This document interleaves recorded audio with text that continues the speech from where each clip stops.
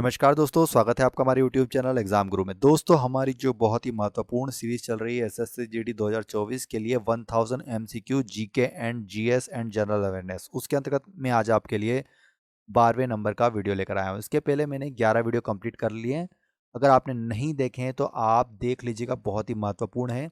1000 question मैं आपको complete करा रहा हूँ general knowledge and general awareness के। कैसे कंप्लीट कराऊंगा, जो नए बच्चे आए 1 मिनट में मैं उनको बता देता हूँ। हम यहाँ पर आपके लिए टोटल 25 वीडियो लेकर आएंगे और हर वीडियो में आपको 40 क्वेश्चन देंगे। इस प्रकार हमारे 1000 क्वेश्चन कंप्लीट हो जाएंगे। दूसरी बात, मैं कैसे कह रहा हूँ कि आपको जीके में 20 में से 20 नंबर आ सकते हैं, क्योंकि जो मैं आपको 1000 क्वेश्चंस कंप्लीट कराने वाला हूँ ये वही प्रश्न है जो पिछले 10 सालों में एसएससी के द्वारा पूछे गए हैं। इसलिए क्वेश्चंस को करना बहुत ही जरूरी है। सबसे महत्वपूर्ण बात, 100% सिलेक्शन कैसे हो सकता है। देखिए, तो आपको पता होगा कि 4 सेक्शंस होने वाले हैं: aptitude, reasoning, Hindi oblique English और लास्ट वाला general knowledge and general awareness. ये general knowledge and general awareness वाला ही सेक्शन सबसे महत्वपूर्ण सेक्शन होता है और यही डिसाइड करता है कि किस बच्चे का सिलेक्शन होगा या नहीं होगा, क्योंकि यहाँ पर पता नहीं होता कि क्वेश्चंस कहाँ से पूछे जाते हैं और किस लेवल का क्वेश्चन पूछा जा सकता है। इसलिए इस सेक्शन में जो बच्चे जितने ज़्यादा मार्क्स लाते हैं उनके सिलेक्शन होने के उतनी ज़्यादा संभावना होती है। इसलिए ये वाला सेक्शन बहुत ही महत्वपूर्ण है। और अगर 1000 क्वेश्चन आपने अच्छे से ध्यान से पढ़ लिए तो यकीन मानिए कि आपको 20 में से 20 नंबर आसानी से आ जाएंगे।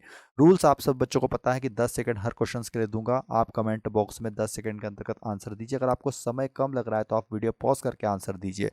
और ये भी साथ साथ हर कमेंट बॉक्स में हर क्वेश्चंस का आंसर लिखने की कोशिश कीजिए, जिससे कि आपको वो क्वेश्चंस याद हो जाए।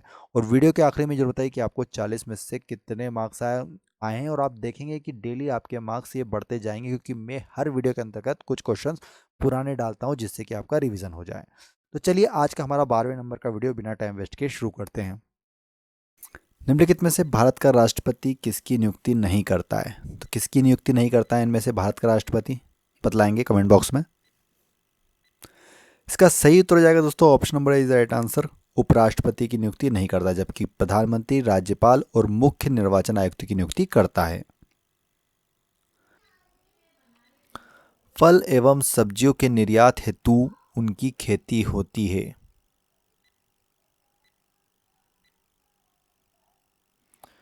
इसका सही उत्तर है नीदरलैंड में। फल एवं सब्जियों के निर्यात हेतु कहाँ पर नीदरलैंड में खेती की जाती है, निर्यात के लिए स्पेशली। शाहजहां ने निम्नलिखित में से किस शहर में मोती मस्जिद बनवाई थी? बतलाएंगे दोस्तों, कहाँ पर स्थित है मोती मस्जिद। इसका राइट आंसर हो जाएगा दोस्तों ऑप्शन सी, आगरा में स्थित है मोती मस्जिद। शाहजहां ने बनवाई है जो। विश्व में ऊन का सर्वाधिक उत्पादन करने वाला देश इनमें से कौन सा है?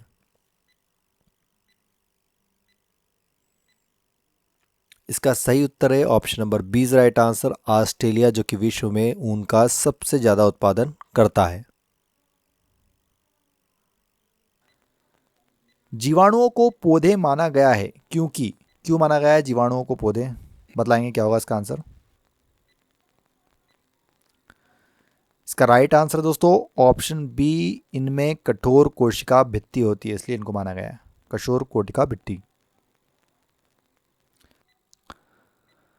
संविधान का कौन सा अंश भारत के नागरिकों को आर्थिक न्याय प्रदान करने का संकेत करता है?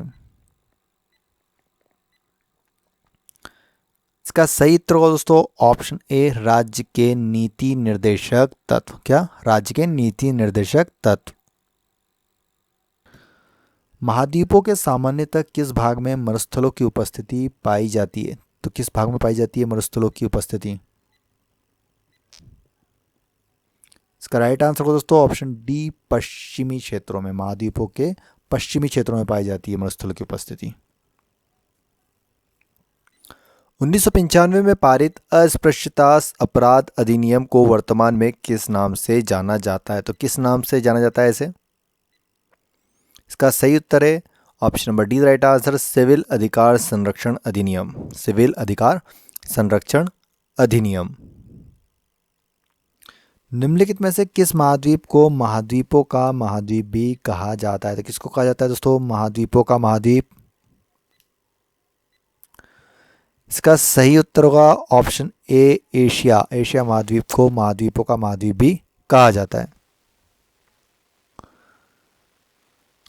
क्षेत्रफल और आयतन के आधार पर विश्व की सबसे बड़ी झील इनमें से कौन सी है? क्षेत्रफल और आयतन के आधार पर बताना है। इसका सही उत्तर हो जाएगा दोस्तों ऑप्शन बी, कैस्पियन सागर, जो कि क्षेत्रफल और आयतन के आधार पर विश्व की सबसे बड़ी झील है। निम्नलिखित में से कौन सा एंजाइम ग्लूकोज को एथेनॉल में परिवर्तित करने को प्रेरित करता है? इसका राइट आंसर दोस्तों ऑप्शन ए, जाइमेज। जाइमेज ग्लूकोज को एथेनॉल में परिवर्तित करता है। अब तक कितनी बार राष्ट्रीय आपातकाल की उद्घोषणा राष्ट्रपति द्वारा की जा चुकी है?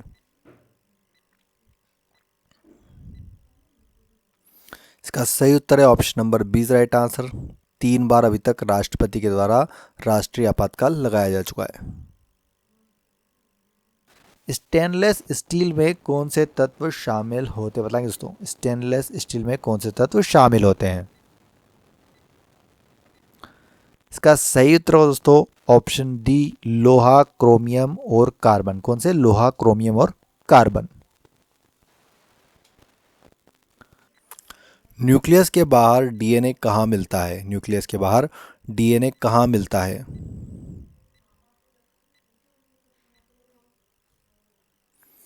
राइट आंसर हो जाएगा दोस्तों option number C, right answer, mitochondria.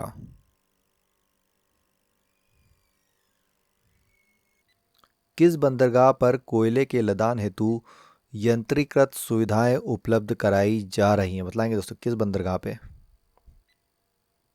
इसका राइट आंसर होगा दोस्तों ऑप्शन बी, पारादीप बंदरगाह पर कोयले के लदान हेतु यंत्रीकृत सुविधाएं उपलब्ध कराई जा रही है। भारत का दक्षिणी नोक इनमें से कौन सा है? बतलाएंगे भारत का दक्षिणी मतलब मुख्य भूमि का नोक इनमें से कौन सी है? देखिए तो इसका सही उत्तर होगा option number A is right answer, Cape Comorin, जो कि भारत का सबसे दक्षिणी नोक माना जाता है।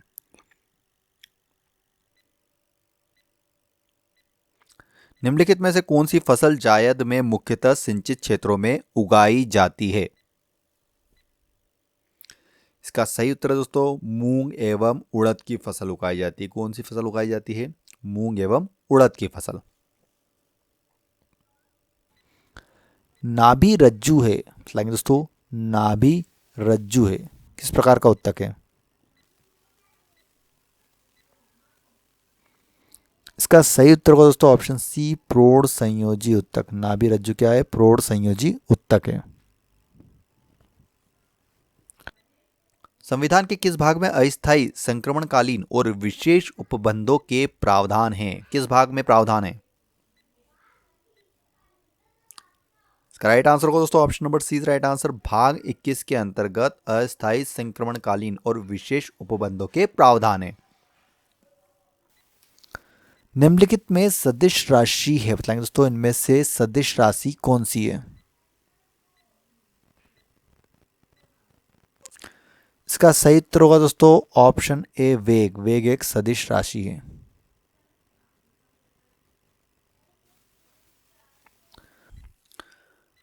निम्न में से कौन से जानवर का संबंध मोलस्का से होता है? तो किसका होता है?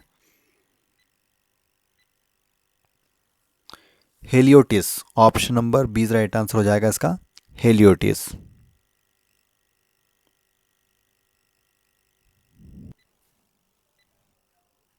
लोकटक शक्ति परियोजना निम्नलिखित में से किस राज्य में स्थित है? बताएंगे किस राज्य में स्थित है? इसका राइट आंसर को दोस्तों ऑप्शन नंबर डी, मणिपुर में स्थित है लोकटक शक्ति परियोजना, मणिपुर राज्य में। गौतम बुद्ध द्वारा अपने धर्म में दीक्षित किया जाने वाला अंतिम व्यक्ति निम्नलिखित में से कौन था? इसका सही उत्तर है दोस्तों option number D right answer, Subhadra.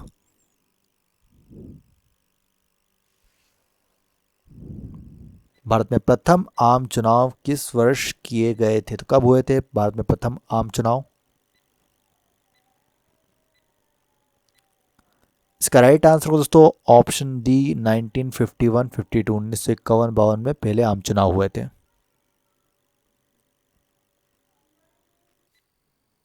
वायुमंडल को क्षोभ मंडल, समताप मंडल आदि परतों में विभाजित करने का मुख्य आधार क्या है, बताएंगे? इसका राइट आंसर दोस्तों ऑप्शन ए, तापमान। तापमान के आधार पर इनको विभाजित किया जाता है। किस राज्य का लोकसभा एवं राज्यसभा में प्रतिनिधित्व सबसे अधिक है?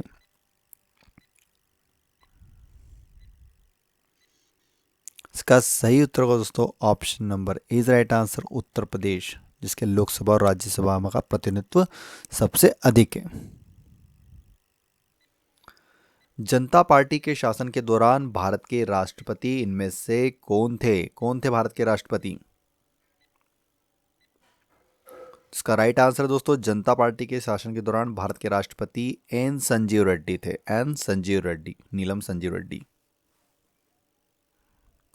जब जर्मेनियम जाली में आर्सेनिक परमाणु डाले जाते हैं तो वह क्या बन जाता है, बताएंगे दोस्तों? क्या बन जाता है?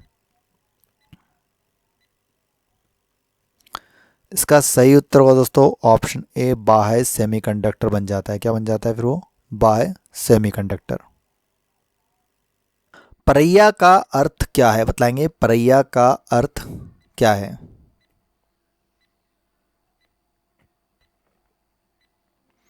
इसका सही उत्तर दोस्तों ऑप्शन है अछूत। अछूतों को कहा जाता है परैया। किसको कहा जाता है? अछूतों को।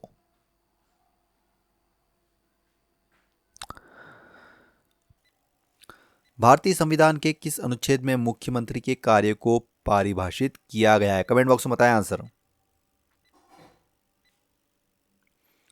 इसका राइट आंसर होगा दोस्तों अनुच्छेद 167 के अंतर्गत किया गया है। किसमें किया गया है? अनुच्छेद 167 के अंतर्गत। जीवन शक्ति सिद्धांत का प्रतिपादन किस रसायनज्ञ ने किया था? तो किस वैज्ञानिक ने किया था जीवन शक्ति सिद्धांत का प्रतिपादन? इसका राइट आंसर दोस्तों ऑप्शन ए, बर्जीलियस। किस वैज्ञानिक ने किया था? बर्जीलियस ने। सबसे निम्न कोटि का कोयला होता है। सबसे निम्न कोटि का कोयला इनमें से कौन सा होता है, बताएंगे? इसका राइट आंसर है दोस्तों ऑप्शन डी, पिट कोयला, जो कि सबसे निम्न कोटि का कोयला माना जाता है। वास्तविक केंद्रक किसमें अनुपस्थित होता है? तो किसमें अनुपस्थित होता है वास्तविक केंद्रक? इसका राइट आंसर होगा दोस्तों ऑप्शन ए, जीवाणुओं में केंद्रक अनुपस्थित होता है। नहीं होता है जीवाणुओं में केंद्रक। ऑप्शन ए, जीवाणुओं में। सोमनाथ के मंदिर पर 1025 ईस्वी में महमूद गजनवी के आक्रमण के समय गुजरात का शासक इनमें से कौन था? इसका राइट आंसर है दोस्तों ऑप्शन ए, भीमदेव प्रथम थे। उस समय गुजरात का शासक कौन था? भीमदेव प्रथम। उम्र बढ़ने के साथ साथ निकट और दूर की वस्तुओं को फोकस करने में आंख की योग्यता में कमी क्या कहलाती है? इसका राइट आंसर हो जाएगा दोस्तों ऑप्शन ए, प्रेस बायोपिया। क्या कहलाती है? प्रेस बायोपिया। स्थिर गति से जा रही खुली कार में बैठा एक बालक गेंद को हवा में सीधे ऊपर फेंकता है। गेंद गिरेगी, कहां पर गिरेगी बताइए? इसका राइट आंसर दोस्तों उसके हाथ में। अगर आप किसी कार में बैठे हैं और ऊपर गेंद फेंक रहे हैं तो हमेशा गेंद आपके हाथ में ही गिरेगी। भारी जल एक प्रकार का, बतलाएंगे क्या है? भारी जल क्या होता है एक प्रकार का?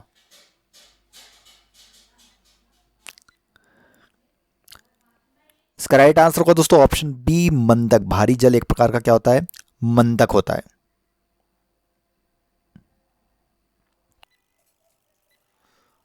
पौधों में पत्ते के पृष्ठ पर पाए जाने वाले लघु छिद्रों को क्या कहा जाता है? बतलाएंगे क्या कहा जाता है लघु छिद्रों को? इसका राइट आंसर दोस्तों ऑप्शन नंबर बी, उन्हें रंध्र कहा जाता है। क्या कहा जाता है?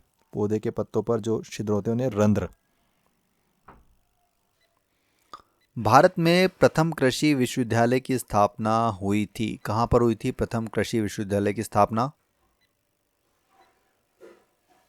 इसका सही उत्तर होगा ऑप्शन नंबर ए, पंतनगर में हुई थी प्रथम कृषि विश्वविद्यालय की स्थापना। पंतनगर। मध्य प्रदेश का उच्च न्यायालय कहाँ पर स्थित है? हाई कोर्ट कहाँ पे है मध्य प्रदेश में, बताएंगे? इसका राइट आंसर को दोस्तों ऑप्शन डी, जबलपुर में स्थित है मध्य प्रदेश का उच्च न्यायालय।